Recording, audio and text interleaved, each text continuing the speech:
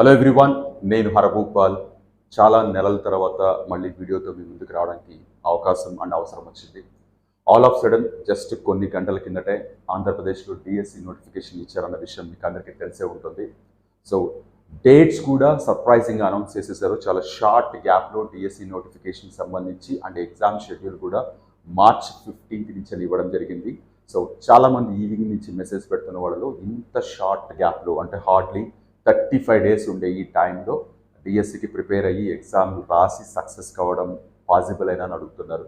And కొంతమంది ఈ పాటికి మీరు కోచింగ్స్లో తీసుకుంటూ ఉంటారు కాబట్టి డెఫినెట్గా వాళ్ళు ప్రాపర్గా మిమ్మల్ని గైడ్ చేస్తూ ఉంటారు. ఎలాంటి సంకోచాలు పెట్టుకోకుండా ప్రతి కోచింగ్ సెంటర్లో ప్రతి ఫ్యాకల్టీ క్లియర్ ఇన్ఫర్మేషన్ మీకు ఇస్తూ ఉంటారు, ప్రాపర్గా గైడ్ చేస్తుంటారు. కాబట్టి ఏమీ ఆలోచించకుండా వాళ్ళు చెప్పింది ఫాలో అవ్వండి. ఎవరైనా ఓన్గా ప్రిపేర్ అవుతున్న వాళ్ళు ఉంటే ఏమాత్రం కాన్ఫిడెన్స్ లూజ్ కాకుండా ఈ 35 డేస్ని ప్రాపర్గా యూస్ చేసుకోండి. చాలామందికి మైండ్లో ఉండేది ఈ 35 డేస్ గ్యాప్లో ఎంతవరకు పాసిబుల్ అండ్ ఎలక్షన్స్ దగ్గరకు వచ్చేటప్పటికి డిఎస్సి పెడతారా లేదని.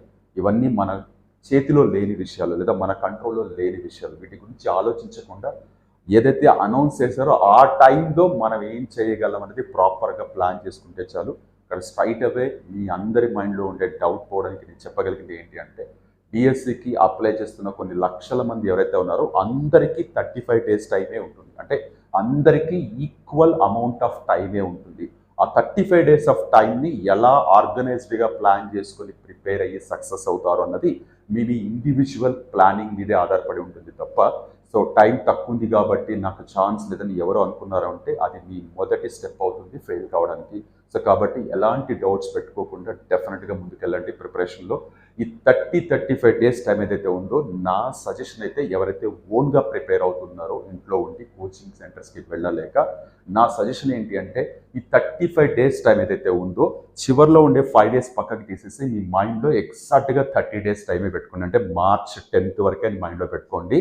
ఈ 30 డేస్ టైము ఆల్రెడీ మీరు కంటెంట్ ప్రిపరేషన్లో, మీరు స్కూల్ అసిస్టెంట్ ఏ సబ్జెక్ట్కి ప్రిపేర్ అవుతున్నా, ఎస్జిటికి ప్రిపేర్ అవుతున్నా, కంటెంట్ ప్రిపరేషన్లో ఆల్రెడీ కాస్తో కూస్తో మీరు ముందుకు వెళ్ళే ఉంటారు. కాబట్టి కంటెంట్ ప్రిపేర్ అవుతూ ఈ 30 డేస్ టైము మీరు వీలైనన్ని ఎక్కువ ప్రాక్టీస్ పేపర్స్ లేదా మోడల్ పేపర్స్ బయట అవైలబుల్గా ఉండేవన్నీ కలెక్ట్ చేసి పెట్టుకొని ఎవ్రీడే 1 ఎగ్జామ్ కంపల్సరీ రాయడానికి ట్రై చేయండి. మీ మార్క్స్ నోట్ చేసుకోండి.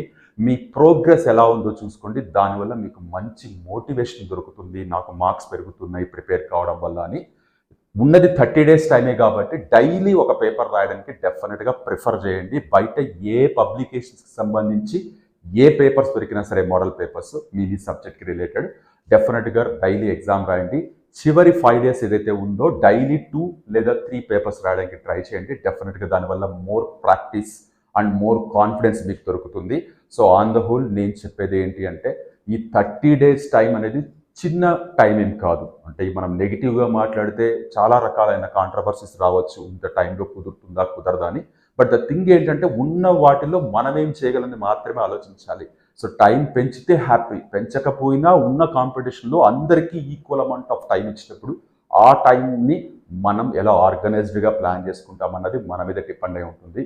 సో ఓవరాల్గా నేను చెప్పేది ఏంటి అంటే, ఈ 30 డేస్ టైంలో కూడా నథింగ్ ఈజ్ ఇంపాసిబుల్ అన్న విషయం ఖచ్చితంగా గుర్తుపెట్టుకోండి. నా సైడ్ నుంచి స్కూల్ అసిస్టెంట్ మ్యాథ్స్కి కంటెంట్లో మాత్రమే ఏదైనా సపోర్ట్ కావాలంటే కామెంట్స్ రూపంలో చెప్పడానికి ట్రై చేయండి. డెఫినెట్గా నా టైం ఎలా ఉన్నా సరే డెఫినెట్గా ఒక half an hour to 1 hour నేను వీడియో ద్వారా మీకు కావాల్సిన కంటెంట్ నాకు తెలిసింది మీతో షేర్ చేసుకోవడానికి ట్రై చేస్తాను. సో హోప్ నేను చాలా క్లియర్గా నేను చెప్పాలనుకున్న విషయం చెప్పాలని అనుకుంటున్నాను. Keep on going with the preparation and అందరికీ ఆల్ ద బెస్ట్. ఏమాత్రం నెగిటివ్ ఇంప్రెషన్స్ లేదా నెగిటివ్ థాట్స్ మైండ్లోకి రాకుండా ఫుల్ కాన్ఫిడెన్స్గా ప్రిపేర్ అవ్వండి. Hope you will do that one and hope for the best and hope for the best results in the DSC. అందరికీ all the best once again. Thank you very much. మీ హరభూపాల్.